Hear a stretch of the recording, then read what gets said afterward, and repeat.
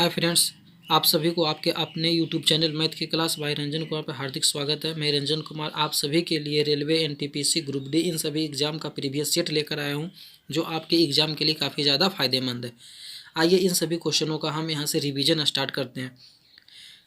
आपका जो पहला क्वेश्चन जो आपके स्क्रीन पे नज़र आ रहा है उसे समझिए और उसे हम लोग देखते हैं कि उसका सोल्यूशन किस प्रकार प्राप्त होगा। आपका जो पहला क्वेश्चन क्या कह रहा है कि ए जितना काम 4 दिन में करता है, बी वही काम को 5 दिन में करता है, और बी जो काम 6 दिनों में करता है, सी वही काम 7 दिन में करता है। बताइए कोई काम ए जो 1 सप्ताह में करता है तो वह सी कितने दिनों में पूरा करेगा। अब इस प्रकार के क्वेश्चन का सोल्यूशन किस प्रकार बनता है इसे हम लोग अच्छी तरीके से समझने की कोशिश करते हैं। यहाँ पे आपका दिया हुआ है कि ए जितना काम 4 दिनों में करता है, यानी A/4, ठीक है ना। यहाँ काम का रेशियो दिया हुआ है तो A/4, यानी जितना काम 4 दिन में करता है तो बी वही काम है जो कितना दिन में करेगा, 5 दिन में करेगा। तो यहाँ से हम लोग ए और बी का यदि रेशियो निकालते हैं तो ए बी का रेशियो 4:5 हो जाएगा, 4:5 हो जाएगा। अब फिर से सेकेंड लाइन पे आते कह रहा है कि बी जो काम 6 दिन में करता है तो बी कितना दिन में करता है, 6 दिन में, यानी बी 6 दिन, B/6। तो सी वही काम कितना दिन में करता है, तो 7 दिन में करता है। यहाँ से फिर से हम लोग बी और सी का यदि रेशियो निकालते हैं तो रेशियो निकल के चलाएगा 6:7। अब यहाँ से आपका यहाँ देखिए ए बी का रेशियो हमको मालूम है 4:5, बी सी का मालूम है 6:7। तो यहाँ से हम ए बी सी तीनों का रेशियो निकालते हैं और इस प्रकार में हम लोग आसानी से जानते हैं कि इसका किस प्रकार रेशियो निकलता है। तो यदि ए बी यहाँ पे लिख तीनों का रेशियो निकालना है तो A/B/C। तो क्या करते हैं हम लोग, यहाँ पे आपका बी देखिए, बी आपका यहाँ पे 5 है, यहाँ पे 6 है, तो इस दोनों बी को हम लोग इक्वल करते हैं, बैलेंस करते हैं। तो बैलेंस करने के लिए 6 से यदि यहाँ गुना करेंगे, 6×5 = 30, तो इसको बैलेंस करने के लिए 5 से हमको गुना करना होगा।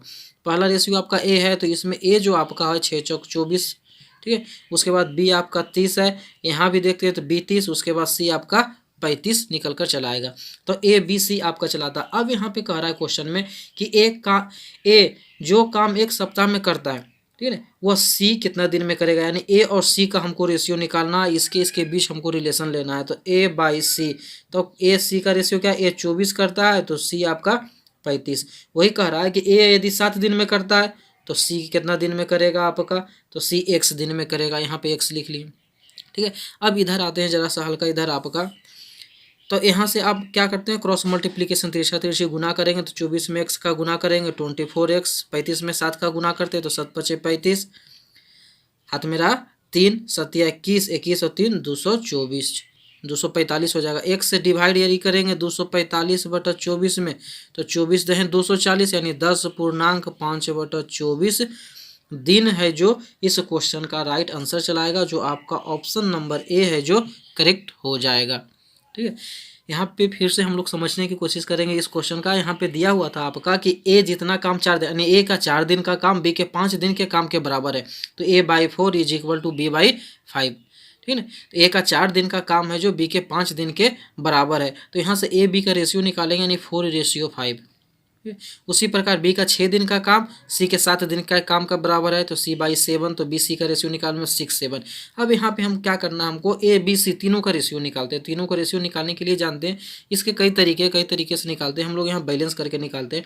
तो यहाँ पे ए बी यदि लिखे हैं तो यहाँ ए आपका 4 है, बी यहाँ पर 5 है, तो बी का रेशियो यहाँ पे 5 और यहाँ पे फर्स्ट जो आपका दिया हुआ है बी सी में 6 है, तो इसी दोनों को हम लोग बैलेंस करते हैं। तो बैलेंस करने के लिए इसमें यदि 6 से गुना करेंगे 6×5 = 30, ठीक है। तो यहाँ 6×5 = 30, ये 5×6 = 30, 6 में इससे गुना करेंगे 5 से इसमें। इस प्रकार सॉल्यूशन करने पे आपका ए बी सी का रेशियो 24, 30, 35। हमको ए और सी में रिलेशन लेना है, तो ए यदि 24 करता है तो सी का रेशियो 35 आपका। ए तो यही करा है कि ए जो काम 7 दिन में करेगा तो सी कितने दिन में, x दिन में। यहाँ से क्रॉस मल्टीप्लीकेशन करने पर आपका 245/24, यानी 10.5/24 दिन आपका प्राप्त हो जाता है, जो ऑप्शन नंबर ए है इसका राइट आंसर है, ठीक है। अब बढ़ते हैं अगले क्वेश्चन की तरफ। अगला क्वेश्चन जो आपके स्क्रीन पर, इसे अच्छे तरीके से समझिए और इसका सॉल्यूशन हम लोग देखते हैं कि इसका सॉल्यूशन किस प्रकार प्राप्त होता है। जो नेक्स्ट क्वेश्चन आपके स्क्रीन पे है वो क्या कह रहा है कि ए कोई काम 10 दिन में करता है, और बी वही काम 12 दिन में करता है। वे दोनों मिलकर 3 दिन तक काम करते हैं। उसके बाद बी काम छोड़ देता है और ए अकेला काम करता रहता है। उसके 2 दिन बाद सी काम पर आता है और 2 और दिन में काम पूरा हो जाता है। यदि सी अकेला काम करे तो उस काम को कितने दिनों में पूरा करेगा। अब इसका सिंपल विधि से हम लोग इसका सॉल्यूशन देखते हैं किस प्रकार इसका सॉल्यूशन प्राप्त होता है। तो आपका दिया हुआ आपके स्क्रीन पे क्या कर रहा है कि ए कोई काम 10 दिन में करता है, यानी ए 10 दिन में करता है, ठीक है। तो वहीं पे बी आपका कितना दिन में कह रहा है कि बी है जो वही काम 12 दिन में करते हैं। तो यहाँ से इसका हम निकालते हैं, यदि ये 10 काम करता है, बी 12 दिन में काम करता है, तो इस दोनों का हम लोग क्या निकालते हैं, एलसीएम निकालते हैं। 10 12 का एलसीएम 60।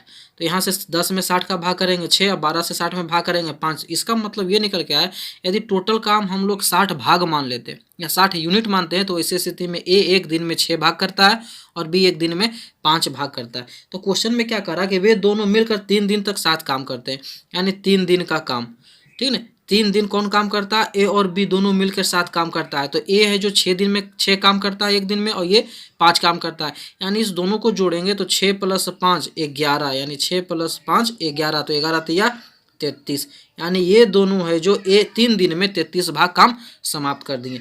अब आगे बढ़ते हैं। उसके बाद बी काम छोड़ देता है, यानी ए जो था, ए के साथ जो बी काम कर रहा था, बी अब्सेंट हो जाता है, यानी सिर्फ अकेला ए अकेला काम करता है। उसके 2 दिन बाद यानी बी के काम छोड़ने के 2 दिन बाद, यानी बी है जो काम छोड़ दिया, उसके 2 दिन तक ए अकेला काम करता रहा। तो ए एक दिन में 6 काम करता है, तो 2 दिन में कितना काम किया होगा, यानी 6 दूनी 12 भाग वह काम कर लिया होगा। यानी इस प्रकार है जो टोटल कितना काम समाप्त हो गया, तो इसको ऐड करने पे 45 भाग है जो काम समाप्त हो गया, यानी 45 भाग है जो काम समाप्त हो जाता है। अब 2 दिन बाद जो है क्या होता है, यहाँ पे कह रहा है कि 2 दिन बाद सी काम पर चला था, तो बचा काम कितना, तो टोटल काम तो 60 था, 60 में से 45 है जो काम समाप्त हो गया, तो बचा कितना, 15 भाग है जो काम और बचता है। अब 2 दिन बाद सी भी वापस चला आता है, और सी वापस आता है, और कितना दिन काम चलता है, 2 दिन और काम चलता है, ठीक है। यानी 2 दिन और काम चलता है। तो इस 2 दिन में कौन कौन काम करता है, ए काम करता है और सी साथ में काम करता है। तो ए का जान रहे हैं हम, यहाँ पे रेशियो क्या जान रहे हैं, तो आपका कि एक दिन में 6 काम करता है, तो 2 दिन में कितना काम करेगा, 6 दूनी 12 भाग, और टोटल बचा हुआ कितना भाग था, तो टोटल 15 भाग बचा हुआ था आपका, उसमें से ए अकेला 12 भाग कर लिया, यानी 2 दिन में आपका जो सी है जो कितना काम किया है, 3 भाग किया है। तब एक दिन में एक दिन का निकालते, एक दिन में सी कितना करेगा, तो 3/2 भाग वो करेगा। एक दिन में सी का 3/2 भाग है। तब ऐसे स्थिति में हम यहाँ से निकालते हैं कि टोटल काम, यानी सी पूरा करेगा, सी पूरा करेगा, काम को पूरा करेगा, तो टोटल काम तो हमारे पास 60 था, तो एक दिन में 3/2, तो 30 3/2 से डिवाइड करेंगे, 3/2 आपका नीचे में रहेगा, तो 2 ऊपर चलाएगा, 3 से कैंसिल करेंगे, 20 या 60, और यानी 20 दूनी 40, यानी 40 दिन इस क्वेश्चन का राइट आंसर हो जाएगा, जो आपके ऑप्शन नंबर सी में नज़र आ रहा है, ठीक है ना। इस क्वेश्चन को फिर से समझिए, इसको अच्छी तरीक़ा से आप लोग समझने की कोशिश करते हैं। यहाँ पे क्या कह रहा है आपका, यहाँ पे आपका दिया हुआ था कि ए 10 दिन में करता है, बी आपका 12 दिन में करता है। तो वैसे स्थिति में टोटल इसका रेशियो निकालते हैं, सॉरी एलसीएम निकालते हैं, तो 60 चलाएगा, और ए है 60 से डिवाइड करने पे, यानी 6, बी से डिवाइड करने पे आपका 5, यानी 12 से भाग करने पे 5, और 10 से भाग करने पे 6 चलाया। इसका मतलब हुआ कि ए है जो एक दिन में, इस एक दिन में 6 काम करता, और बी है जो एक दिन में 5 काम करता है। तो पहले क्वेश्चन में कह रहा है कि 3 दिन तक दोनों साथ में काम करता है, ठीक है। यहाँ पर से निकालते हैं कि 3 दिन तक आपका दिया हुआ था, 3 दिन तक दोनों साथ काम करता है, ए और बी। तो ए और अकेले एक दिन में 6 और 5, 6 5 11, 11 33 भाग कर लिए। अब करने के बाद क्या होता है कि उसके बाद बी है जो काम छोड़ देता है, और 2 दिन बाद सी काम पे चलाता था, यानी 2 दिन बाद सी चलाता है। इसका मतलब 2 दिन तक बेचारा ए अकेला काम करता रहा। तो एक दिन में 6 भाग, 2 दिन में 12 भाग, यानी टोटल 45 भाग कम समाप्त हो गया। तो बचा कितना, 15 भाग। अब 2 दिन बाद सी आता है, तो दोनों साथ मिलकर के काम करता है। तो ऐसे स्थिति में हम निकालते हैं कि ए है जो एक दिन में 6 भाग करता है, तो 2 दिन में 12 भाग, यानी 3 भाग है जो अकेला है जो सी है जो 2 दिन में किया। तो एक दिन में सी करेगा 3/2 भाग, टोटल काम 60 है, 60 भाग है, तो 60 भाग को पूरा करने में उसे 40 दिन का समय लग जाएगा, जो आपका ऑप्शन नंबर सी है जो राइट आंसर है हो जाएगा। अब बढ़ते हैं नेक्स्ट क्वेश्चन की ओर, जो आपके स्क्रीन पे नज़र आ रहा है। इसे भी आप अच्छी तरीके से पहले पढ़ें और उसे समझने की कोशिश करते हैं, उसके बाद हम लोग इसका सॉल्यूशन देखते हैं कि इसका सॉल्यूशन किस प्रकार प्राप्त होगा। नेक्स्ट क्वेश्चन जो आपके स्क्रीन पे है, क्या कह रहा है कि x - 1 श्रमिकों द्वारा x + 1 दिन में किए गए कार्य का और x+1 श्रमिकों द्वारा x+2 दिन में किए गए कार्य का अनुपात 5:6 है, तो x का मान निकालें। अब इसका सॉल्यूशन हम लोग देखते हैं। जो क्वेश्चन आपका दिया होता है x-1 श्रमिकों द्वारा x+1 दिन में, यानी m1 d1 m2 d2, इस कंसेप्ट पे आपका ये क्वेश्चन है। m1 d1 is equal to m2 d2, ये कंसेप्ट जो हम लोग पढ़ते हैं टाइम एंड वर्क में, इस कंसेप्ट पे ये इसका क्वेश्चन है। पहला में दिया होता है x-1 श्रमिकों द्वारा, यानी x-1, ठीक है। कितने दिन है, तो d1 यानी दिन की पहला जो में दिया हुआ था दिन आपका x+1 दिन में किए गए कार्य, और x+1 श्रमिकों द्वारा x+2 दिन में किए गए कार्य का अनुपात कर रहा है, यानी इसको नीचे में लिखेंगे। अगला क्या है, x+2 श्रमिकों द्वारा, ठीक है, सॉरी x+1 श्रमिकों द्वारा x+2 दिन में किए गए कार्य का अनुपात 5:6 था आपका, ठीक है। आपका दिया हुआ था कि x-1 श्रमिकों द्वारा x+1 दिन में, तथा उसके बाद x+1 श्रमिकों द्वारा, यहाँ पे आपका ये 1 है, 1 श्रमिकों द्वारा x+2 दिन में किए गए कार्य का अनुपात 5:6। तो यहाँ पे इससे हमको x का वैल्यू निकालना, तो x+1 देखिए यहाँ पे नीचे में भी है और x+1 यहाँ पे आपका ऊपर में, तो इससे ये कैंसिल आपका हो जाएगा, पूरी ये कट जाएगा। कटने के बाद ऊपर में बचेगा x-1, तो क्रॉस मल्टीप्लीकेशन तीसरा गुना करेंगे, 6 से x में गुना करेंगे 6x -6। उसी प्रकार 5 से इसमें गुना करेंगे तो 5x + 5 दूनी 10। x का जब वैल्यू निकालेंगे तो 5x इधर है, इसको हम इस तरफ भेजेंगे तो 6x - 5x बराबर ये 10, ये -6 उधर जाने पे +6। 6x में से 5x जाएगा तो x बराबर यहाँ से निकल जाएगा आपका 16 निकल जाएगा। और इस क्वेश्चन का जो राइट आंसर होगा ऑप्शन नंबर ए है, जो इस क्वेश्चन का राइट आंसर हो जाएगा। ठीक है, अब बढ़ते हैं अगले क्वेश्चन की ओर। ठीक है, जो आपके स्क्रीन पे अगला क्वेश्चन जो आपके स्क्रीन पे नज़र आ रहा है उसे आप अच्छी तरीके से पहले समझे, उसके बाद हम लोग इसका सॉल्यूशन देखते हैं। ठीक है, क्वेश्चन क्या कर रहा है, कि किसी पुस्तक विक्रेता ने अंकित कीमत पर 10% की छूट दी, ठीक है, उसे प्रकाशक से 30% कमीशन मिलता है, तो उसका लाभ प्रतिशत क्या होगा। तो यहाँ पे क्वेश्चन जो आपका दिया हुआ है क्या कह रहा है, किसी पुस्तक विक्रेता ने अंकित कीमत पर 10% छूट दिया, उसे प्रकाशक से 30% कमीशन मिलता है, 10% छूट भी मिलता है, कमीशन देता है अंकित कीमत पे। ठीक है, तो यहाँ मान लेते हैं कि MP जो है आपका 100 रुपया है। ठीक है, MP का रुपया है, पुस्तक का MP 100 रुपया है। ठीक, अब यहाँ पे कह रहा है कि 10% छूट दिया, यानी 10% छूट दिया तो वो बेचा उस पुस्तक को कितना में, तो उस पुस्तक को बेचा कितना में, 90 रुपया में। 10% डिस्काउंट का मतलब ही होता है यदि 100 रुपया MP है, ठीक है, मार्केट प्राइस है, तो इस स्थिति में 10 रुपये वो छोड़ेगा तो उस वस्तु को बेचेगा 90 रुपया SP में बेचेगा। तो ही कह रहा है SP यहाँ से निकालिए डायरेक्ट 90 रुपया। अब अगला कह रहा है कि उसे प्रकाशक से, यानी जो दो कंपनी उसे बेचने के लिए जो पुस्तक देता है तो वह है उसको डिस्काउंट देता है। अगला जो आपका कह रहा है कि प्रकाशक उसे 30% डिस्काउंट देता है। 30% डिस्काउंट का मतलब समझते हैं यहाँ पे, फिर से यही बात हम अपनाएंगे। 30% डिस्काउंट का मतलब यदि 100 रुपये का सामान है तो कंपनी उसे 30 रुपया डिस्काउंट देगा, छूट देगा, 30 रुपया कम में वो उस पुस्तक को उपलब्ध कराएगा, सॉरी कमीशन मिलता है, यानी उस 100 रुपया का पुस्तक बेचने के बदले उसको 30 रुपया मिलता है, 30 रुपया उसको मिलता है, यानी उस वस्तु को जो जिसका MP 100 रुपया हम लोग माने हैं उसके लिए CP कितना हो जाएगा, कितना पड़ेगा उसको, 70 रुपये, क्योंकि 30% तो उसको कमीशन मिल जाएगा, 30% छोड़ेगा तो 70 में उसको वह प्राप्त होगा। और उस वस्तु को बेचता है कितना में, 90 रुपया में, तो यहाँ तो प्रॉफिट हो रहा है, तो प्रॉफिट बराबर हम लोग निकालेंगे, प्रॉफिट बराबर SP - CP, यानी 20 रुपया प्रॉफिट है।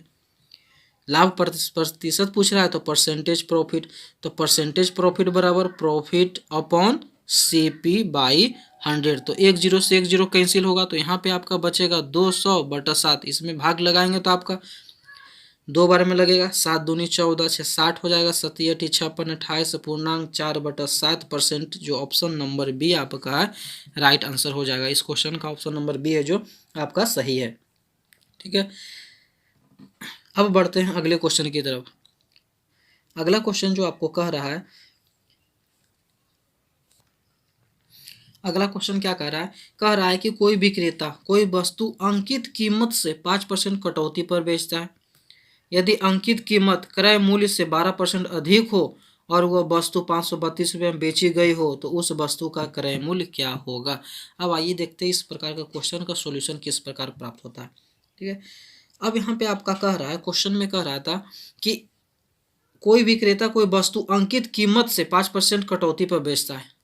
ठीक है, यदि अंकित कीमत क्रय मूल्य से 12% अधिक हो, अंकित कीमत कीमत जो है क्रय मूल्य से 12% अधिक है, इसका मतलब यदि सीपी हम लोग 100 रुपया मानते हैं, ठीक है, सीपी 100 रुपया, तो मार्केट प्राइस क्या हो जाएगा, क्या कह रहा है क्वेश्चन में, कह रहा था कि आपका क्रय मूल्य से है जो क्रय मूल्य से 12% अधिक, यानी 100 रुपया में 12 रुपया ज़्यादा उसका एमपी होगा, यानी एमपी जो हो जाएगा उसका 112 रुपया हो जाएगा। ठीक है ना, यानी सीपी 100 रुपया, तो उससे 12% एमपी अधिक है, यानी 12% ये ज़्यादा है, तो 100 है तो 12 रुपया ज़्यादा होगा 100 में, तो 112 रुपया उसका एमपी हो जाएगा। अब कह रहा है 5% कटौती पर बेचता है, यानी डिस्काउंट कितना देता है वहाँ पे, वह 5% दे रहा है। 5% डिस्काउंट का मतलब जानते हैं हम लोग, 100 रुपया यदि एमपी है तो वह बेचेगा कितना में, 95 रुपया उसका एसपी हो जाएगा। तो यहाँ से हम लोग एमपी से निकालेंगे कि कितना रुपया में वो वस्तु को बेचेगा, तो एसपी बराबर 112 का हमको एसपी निकालना है, तो एसपी वाला ये पोर्शन है ऊपर रखेंगे, 95/100, 5 से कैंसिल करेंगे, 19×5 = 95, 5 से काटेंगे 20, यहाँ पे इसको हम 2×10 लिख सकते हैं 20 को, तो इस 2 से सिर्फ काटते हैं, 2 से काटेंगे 56, 56 में यदि 19 का हम गुना करते हैं, ठीक है, 56 में गुना करें 19×95, 19×14, हाथ मेरा 10, 19×95 और 10, ठीक है, 95 और 10 हो जाएगा आपका 19×95, 19×14, सॉरी 14 से 114, तो 11 रहा हाथ में, 19×95 और 11 106, ठीक है ना, 106 अब बटा ये 10 आपका चला गया, यानी इसको सॉल्व करने पे 106.4 रुपया आपका चला आता है। यहाँ सिंपल आपका क्वेश्चन दिया हुआ था कि एमपी है जो आपका 12% सीपी से अधिक है, तो हम माने सीपी 100 रुपया, तो एमपी हो जाएगा 112 रुपया। ठीक है, अब अगला कह रहा है कि 5% डिस्काउंट मिलता है, यानी 100 रुपये का सामान 95 बेचेगा, तो वही 112 रुपये यदि एमपी है तो कितना बेचेगा, 195/100, 112×95/100 को सॉल्व करने पे 106.4 चला आता है। ये क्या निकल गया, एसपी। अब यहाँ से हम लोग क्या करते हैं, यूनिटरी मेथड का प्रयोग करेंगे, सिंपल आपका है, ठीक है ना। क्या कह रहा है कि 532 रुपये में बेची है, यदि वो वस्तु को 532 रुपये में बेची गई तो वस्तु का क्रय मूल्य क्या है, क्रय मूल्य निकालना है। तो यहाँ पे हम वस्तु को कितना बेच रहे हैं, यहाँ लिखेंगे चूंकि 106.4 ये रुपया क्या है, एसपी, तब सीपी क्या होता है, सीपी कितना है 100 रुपया, इसलिए यदि 1 रुपया होगा तो सीपी 100/106.4, इसलिए कितना रुपया कह रहा है आपका क्वेश्चन में, 532 रुपया है, तो सीपी क्या हो जाएगा, तो 100 × 532 और बटा 106.4, ये दशमलव के कारण ऊपर चला जाएगा। ठीक है, सीधे इसको यहाँ से काटेंगे तो 5 मरतबे में पूरा पूरी एक कैंसिल हो जाएगा। ठीक है, और 100 में 5 का गुना करेंगे तो 500 रुपया ये सीधा चला आएगा। ठीक है, 500 रुपया इसका सीपी निकल के चला आएगा, जो इस क्वेश्चन का ऑप्शन नंबर आपका ए है, जो राइट आंसर हो जाएगा। आपका सिंपल दिया हुआ था, ठीक है, कि यहाँ से हम लोग निकाले एसपी 106.4, तो यहाँ से हम लोग यूनिटरी मेथड का भी प्रयोग कर सकते थे। ठीक है ना, 106.4 रुपया एसपी है, तो सीपी आपका 101 है, तो 100 बटा इतना, इसलिए 532 है एसपी, तो सीपी क्या होगा, तो 100 × 532/106.4, यहाँ दशमलव हटाएंगे, 0 ऊपर 5 बार में कैंसिल होगा, 100 × 500 रुपया, ऑप्शन नंबर ए है जो राइट आंसर हो जाएगा। अब बढ़ते हैं अगले क्वेश्चन की तरफ, जो आपके स्क्रीन पे नजर आ रहा है, इसे आप अच्छी तरीके से पहले समझे, उसके बाद इसका हम लोग सोल्यूशन देखते हैं, इसका सोल्यूशन किस प्रकार प्राप्त होगा। अगला क्वेश्चन जो कह रहा है, क्या कह रहा है कि वह भिन्न ज्ञात करे जिसका 1/27 से वही अनुपात है जो 3/7 का 5/9 से। क्या कह रहा है कि वह भिन्न ज्ञात करे जिसका 1/27 से, ठीक है ना, वही अनुपात है जो 3/7 का 5/9 से। तो भिन्न हम मान लेते हैं यहाँ पे x, भिन्न क्या है यहाँ पे हम मान लिए, भिन्न वह जो है क्या है, x है। अब क्वेश्चन को अच्छी तरीके से समझते हैं, क्या कह रहा है कि जिसका 1/27 से, यानी जिस क्वेश्चन में यदि से लगा रहेगा तो से का मतलब यहाँ पे आपका अनुपात में नीचे वाला को से हम लोग डिनोट करेंगे। ठीक है, यानी 1/27 से, तो 1/27 आपका नीचे में रहेगा, यानी x का 1/27, वही कह रहा है कि वह भिन्न ज्ञात करे जिसका 1/27 से, तो से है तो 1/27 को नीचे रखेंगे। ठीक है, वही अनुपात है जो 3/7 का किससे, 5/9 से, 5/9 कह रहा है, तो 5/9 ये कहाँ जाएगा आपका, नीचे जाएगा, तो ये 27 आपका नीचे, इसको यदि हम मल्टीप्लाई में कन्वर्ट करेंगे तो ये ऊपर चलाएगा 27 × x। ठीक उसी प्रकार 3/7 इसको भी मल्टीप्लाई में कन्वर्ट करेंगे, 9 ऊपर 5 नीचे, तो ये देखिए 9 × 27 से 27 कैंसिल होगा, तो x इज इक्वल टू आपका यहाँ पे ऊपर में 1 बचेगा, नीचे में 35 हो जाएगा। यानी x बराबर 1/35, यानी वह भिन्न जो है आपका 1/35 है। इस क्वेश्चन का ऑप्शन नंबर बी है जो राइट आंसर हो जाएगा। ये आपका सिंपल क्वेश्चन था, खाली यहाँ पे समझने वाली बात थी कि जैसे कह रहा था 3/7 का 5/9 से, तो 3/7 आप हम ऊपर में रखेंगे और से जो जिस वर्ड में लगा रहेगा, जिस नंबर में लगा रहेगा उसको हमेशा नीचे रखेंगे, ठीक है ना। 5/9 से तो इसको नीचे, भिन्न का 1/27 से, तो से आपका इसमें भी लगा हुआ था क्वेश्चन में, तो इस कारण 1/27 को हम नीचे रखेंगे और इसका सीधे मल्टीप्लाई में कन्वर्ट करेंगे तो ये ऊपर चला जाएगा। ऊपर चला के इसको कैलकुलेशन करने पे आपका x बराबर 1/35, ऑप्शन नंबर बी है जो राइट आंसर हो जाएगा इस क्वेश्चन का। अब जो आगे बढ़ते हैं अगले क्वेश्चन की तरफ, इसे भी आप लोग पहले अच्छी तरीके से पढ़े और इसे समझने की कोशिश करें। आपका क्वेश्चन कह रहा है कि यदि 3:2:5 के अनुपात में तीन संख्याएं ऐसी है, ठीक है, तीन संख्याएं क्या है, ऐसी है जिनके वर्गों का योग 1862 है, ठीक है, तो बीच वाली संख्या क्या है। यानी तीन संख्या हमको दिया हुआ है, इस तीन संख्याओं का क्या दिया हुआ, हमको रेशियो दिया हुआ, यानी किस रेशियो में ये संख्या आपका, तो 3:2:5 में वो संख्या है, ठीक है ना। अब इसका क्वेश्चन में कह रहा है कि इसका वर्गों का योग, ठीक है ना, यानी इनके वर्गों का योग जो है किसके बराबर है, 1862 के बराबर है। तो यदि 3x है तो हम लोग जानते हैं अनुपात में यदि कोई टर्म रहेगा तो इसको अनुपात से हम बाहर निकालेंगे, तो यहाँ पे कोई भी वेरिएबल टर्म ए से लेकर के जेड तक, इसके अलावा थीटा अल्फा गामा कुछ भी मान करके हम लोग यहाँ पे इसको वेरिएबल टर्म को मान करके इसको अनुपात को तोड़ते हैं। तो इसको हम 3x लिख सकते हैं, ये 2x हो जाएगा और ये 5x, यानी यही तीन संख्या आपका, एक 3x 2x 5 है। अब क्वेश्चन में कह रहा है कि इसका स्क्वायर करेंगे तो 3 का स्क्वायर 9x स्क्वायर, ठीक है ना, इसका स्क्वायर करेंगे तो 4x स्क्वायर हो जाएगा। अब इसका स्क्वायर करने पे 5×5 = 25x स्क्वायर। तो कह रहा है इनके वर्गों का योग का मतलब जोड़ने पे कितना आ रहा है, 1862 हमको प्राप्त होता है। तो अब इसका सॉल्यूशन सिंपल निकाल लेंगे तो 25 × 4 = 29, 29 और 9 = 38, 38x स्क्वायर = 1862। एक्स स्क्वायर का वैल्यू निकालना है तो 1862 38 गुना में इधर आपका डिवाइड में चलाएगा, तो 2 से कैंसिल करेंगे, 19 दूना 38, 2 से काटेंगे 2 9 18, 2 तिया 6 1, 19 से यदि कैंसिल करेंगे 19 चौक 76, 7 पर 6, ठीक है ना। तो 93 में से 6 यदि 76 जाएगा तो बचेगा आपका 7 71 हो जाएगा,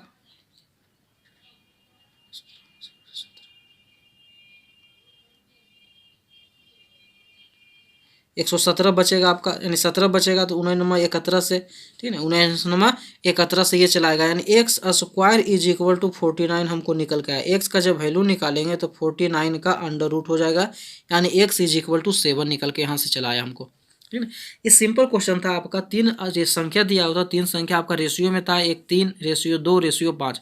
अब रेशियो है तो रेशियो को हम लोग कोई भी वेरिएबल टर्म मान करके इसको अलग अलग कर सकते हैं। तो इसको यहाँ पे हम लोग माने 3x 2x 5x। अब क्वेश्चन में कहा था इसके वर्ग का मतलब होता है इसका स्क्वायर करेंगे, 3 का स्क्वायर 9, x का स्क्वायर x स्क्वायर। तो उसी प्रकार इसका स्क्वायर यानी वर्गों का योगफल मतलब जोड़ेंगे, तीनों को जोड़ने पर 1862, इन सभी को ऐड करने पे 38x स्क्वायर = 1862, x स्क्वायर = 1862/38। और इसका जब सॉल्यूशन करेंगे, काट छाट करेंगे पे आपका 49 चला आएगा, 49। तो x स्क्वायर = 49, x = 49 का अंडर रूट यानी 7 ये निकल के चलाता है। तो क्या पूछ रहा है क्वेश्चन में कि बीच वाली संख्या क्या है, ठीक है ना, कौन संख्या, बीच वाली संख्या क्या है। तो बीच वाली संख्या क्या है, यहाँ क्वेश्चन में देखिए 2x है, ठीक है। तो बीच वाली संख्या क्या माने थे, ये 2x था, तो 2x का मतलब 2 × 7 और 7 में 2 का गुना करेंगे 14 चलाएगा, जो आपका ऑप्शन नंबर बी है जो राइट आंसर हो जाएगा। इस क्वेश्चन का आंसर जो है कौन होगा, ऑप्शन नंबर बी है जो इस क्वेश्चन का राइट आंसर हो जाएगा, ठीक है। अब बढ़ते हैं अगले क्वेश्चन की तरफ। अगला जो क्वेश्चन आपके स्क्रीन पे है उसे भी आप अच्छी तरीके से पहले समझे, उसके बाद इसका हम लोग सॉल्यूशन देखते हैं। हमारे चैनल को सब्सक्राइब करें, लाइक करें तथा शेयर करना ना भूलें, ताकि हमारे द्वारा अपलोड किए जाने वाले प्रत्येक वीडियो आपको नोटिफिकेशन के रूप में प्राप्त हो सके, जिसका आप पूरी तरह से फ़ायदा उठा सकें, ठीक है। अगला क्वेश्चन देखते हैं। अगला क्वेश्चन आपका क्या कह रहा है, अगला क्वेश्चन कह रहा है कि किसी एक घंटे लंबे परीक्षा में 60 प्रश्न होते हैं, ठीक है। यदि कोई विद्यार्थी 25 मिनट में 30 प्रश्न हल कर लेता है तो शेष प्रश्नों में से प्रत्येक को पूरा करने में औसत उसे कितना सेकेंड का समय लगेगा। ये आपका काफ़ी सिंपल क्वेश्चन है। क्या कह रहा है कि 1 घंटा का एग्जाम चलता है, ठीक है। यहाँ पे इसका हम लोग सॉल्यूशन देखते हैं। यहाँ पे कह रहा है कि 1 घंटा का एग्जाम चलता है, तो 1 घंटा का एग्जाम में टोटल कितने प्रश्न है? टोटल 60 प्रश्न है, 60 क्वेश्चंस आपका है, ठीक है ना। तब यहाँ पे कह रहा है, क्या कह रहा है कि यदि कोई विद्यार्थी 25 मिनट में यानी 25 मिनट में ही वह 30 क्वेश्चन को सॉल्व कर लिया, ठीक है। 25 मिनट में ही 30 क्वेश्चन को क्या कर लेता है? ये सॉल्व कर लेता है। 25 मिनट में 30 क्वेश्चन को ये सॉल्व कर लिया। तब कह रहा है यहाँ पे कि शेष प्रश्नों में से प्रत्येक को पूरा करने में औसत उसे कितना सेकंड का समय लगेगा। यानी 1 घंटा में तो 60 मिनट उसको पूरा करना है, तो 25 मिनट में 30 क्वेश्चन सॉल्व कर लिया, तो बचा टाइम कितना, शेष कितना रहा? 60 में से 25 जाएगा तो 35 मिनट। और इधर क्वेश्चन कितना बचा आपका? 30 क्वेश्चन जो है क्या है? लेफ्ट है, ये बचा हुआ है। अब यहाँ पे पूछ रहा है औसत टाइम, पूछ रहा है कि एवरेज टाइम क्या होगा। तो टोटल टाइम तो 35 मिनट है, और टोटल क्वेश्चन क्या है? 30 क्वेश्चन ही बचा हुआ, इसी को सॉल्व करना है। तो 35/30। यहाँ देखिए आपका मिनट है, लेकिन क्वेश्चन के ऑप्शन में जो आपका है सभी सेकेंड में आंसर है, तो इसको भी मिनट को सेकेंड में बदलेंगे तो 60 से गुना करेंगे। 30 दूना 60, 25 दूना 70 सेकेंड हो जाएगा। यानी उसके लिए जो शेष क्वेश्चन बचा 30 क्वेश्चन, प्रत्येक क्वेश्चन पे 70 सेकेंड का टाइम वो औसत दे सकता है। इस प्रकार इस क्वेश्चन का जो ऑप्शन नंबर ए है 27 सॉरी ऑप्शन नंबर ए है जो राइट आंसर हो जाएगा। नेक्स्ट क्वेश्चन जो आपके स्क्रीन पे है, क्या कह रहा है कि ए और बी की वार्षिक औसत आय 80,000 रुपया, बी और सी की वार्षिक औसत आय 75,000 रुपया है, और सी और ए की वार्षिक औसत आय 78,000 रुपया है। ए की वार्षिक आय हमको ज्ञात करना है, ए की वार्षिक आय बताइए। यहाँ पे आपका क्या दिया हुआ कि ए और बी की वार्षिक औसत आय, ठीक है, यानी ए प्लस बी, ठीक है, A plus B by 2, A plus B by 2, औसत का मतलब हुआ एवरेज, 2 से डिवाइड करेंगे, A plus B by 2 is equal to 80,000, 80,000 रुपया, ठीक है ना। आपका दिया हुआ था कि ए और बी का औसत, औसत का मतलब 2 से डिवाइड करेंगे, 80,000 रुपया आता है। ठीक उसी प्रकार तब यहाँ से हम लोग निकालते ए प्लस बी, यानी सीधे 80 में 2 का गुना करेंगे, 1,60,000 चलाएगा। अब दिया हुआ है कि बी और सी का औसत जो है आपका, ठीक है, अगला में दिया हुआ है बी और सी का वार्षिक औसत है 75,000 रुपया। तो ठीक उसी प्रकार हम लोग निकालते हैं, यदि बी प्लस सी का टोटल आए तो 75 में 2 का गुना करेंगे तो 1.5 हो जाएगा, ठीक है, यानी 150, तो 1,50,000। और सी और ए का वार्षिक औसत आए तो यहाँ से हम लोग टोटल निकालेंगे, 78 में 2 का गुना करेंगे तो 78 दूनी 156, यानी 1,56,000 रुपया चला आएगा, ठीक है। ये हम टोटल आय निकालेंगे, यानी ए और बी कुल एक साल में कितना कमाता है, तो इतना कमाता है, बी सी इतना कमाता है, सी और ए इतना कमाता है। तो यहाँ से यदि हम इसको जोड़ते हैं तो ए और ए देखिए 2 है, बी और बी 2b, सी और सी 2, यानी 2 दोनों में है तो 2 हम सब में ले लेते हैं, तो 2 2 सब है तो कॉमन निकालिए, A plus B plus C is equal to, यदि इन सभी को आपस में जोड़ते हैं तो 0 0 0, ये 6 5 5 10 6 16 के 6 हाथ में रहा 1 3 और 1 4, 4,66,000 रुपया।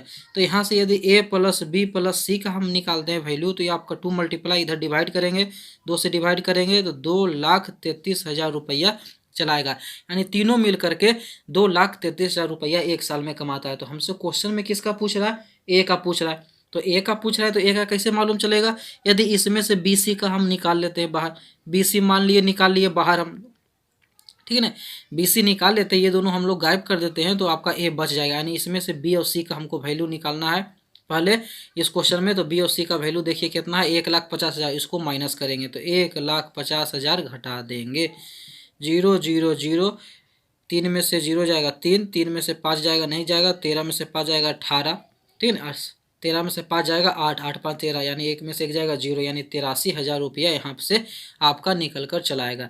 यानी ए की जो वार्षिक आय है 83,000, 83,000 रुपया है, जो ऑप्शन नंबर सी है जो इसका राइट आंसर है, ऑप्शन नंबर सी है जो इस क्वेश्चन का राइट आंसर आपका हो जाएगा।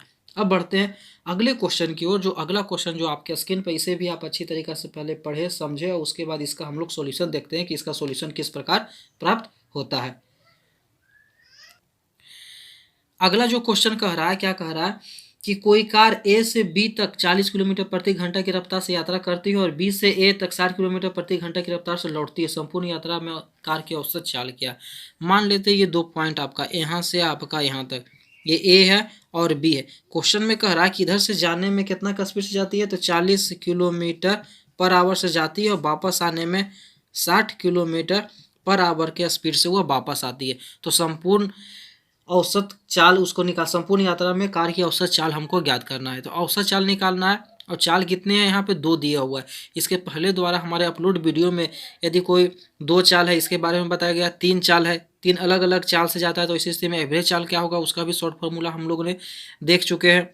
ठीक है। यदि आप हमारे चैनल पर नए हैं तो सब्सक्राइब करें, शेयर करें, साथ ही साथ बेल आइकन को अवश्य दबाएं ताकि हमारे द्वारा अपलोड सारे वीडियो का नोटिफिकेशन आपको प्राप्त हो सके और इसका आप लाभ ले सके। आपका जितना अच्छा आपका रिवीजन रहेगा उतने अच्छी तरीके से आप मैथ को सॉल्व कर पाइएगा।